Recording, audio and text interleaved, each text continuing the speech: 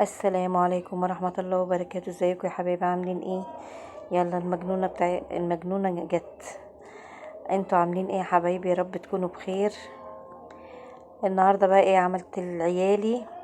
حاجة حلوة. كل يوم اقعد افكر في حاجة كده وافنن، وساعات بتيجي تفنيني حلو جدا في الطعم.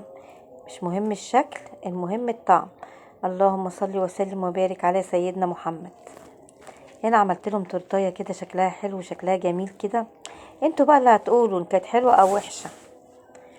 ايه رايكم في شكلها؟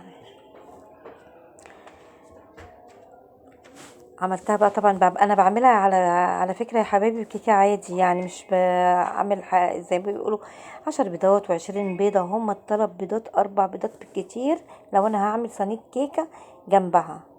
بصوا الحبايب الطعامه والحلاوه ايه الحلاوه دي؟ محشيه على فكره فراوله.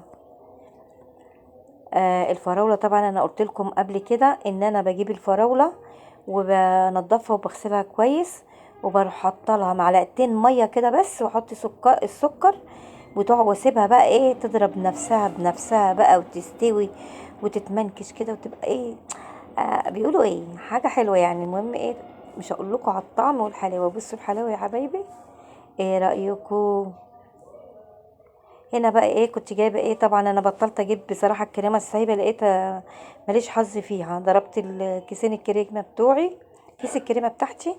وهنا الكيكايه كنت انا عاملاها، هقطعها بقى نصين، كيكايه عاديه. هنا اهي الكيكايه، معلش اتقطعت مني عشان كانت ضعيفه خفيفه.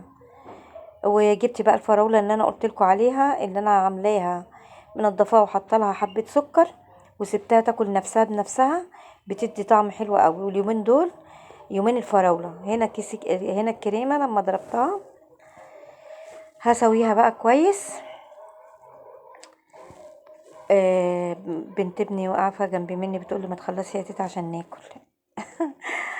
آه هنا بقى جبت كيس الكريمه بتاعي بقى وضربته طبعا بالمضرب بتاعي. انا حبايبي كنت بصراحه محتاره في الكريمه، كنت بجيب الكريمه السايبه على طول وكده، كانت بتتعبني ولاقيها ضعيفه ولاقيها مش حلوه، الطعم مش حلو. هنا بقى جبت ايه؟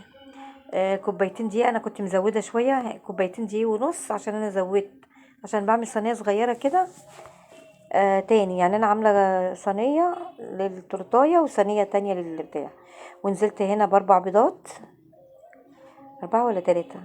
ايه رأيك؟ مش عارفه، ما خدتش بالي على فكره، انا سرحانه وانا بتكلم. هنا ورقتين فانيليا، وهضربهم في الخلاط كويس.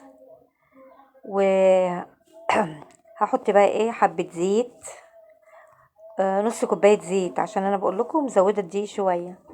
نص كوبايه زيت، وحطيت كوبايه ونص سكر،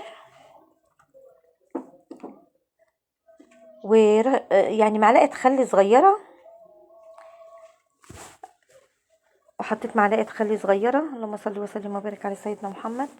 هنا نزلتها بالزيت ومعلقه الخل، وهضربها برضو كويس جدا. والخليط بتاعي بقى هنزل بيه في الطبق اللي انا كنت معايره بالدقيق، واقلبه كويس. وهدهن الصينيه بتاعتي طبعا سمنه، وبنبطنها بالدقيق.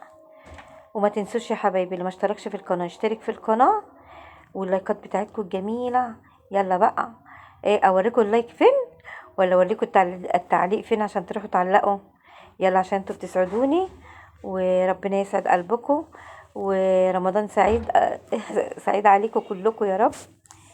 هنا بقى ايه، طبعا انا وريتكم اهي. بصوا حشة كيكه التانية اهي، دي اللي انا عملتها التورتايه، والباقي بقى حطيته في بتاع تاني. ما تنسوش. سلام.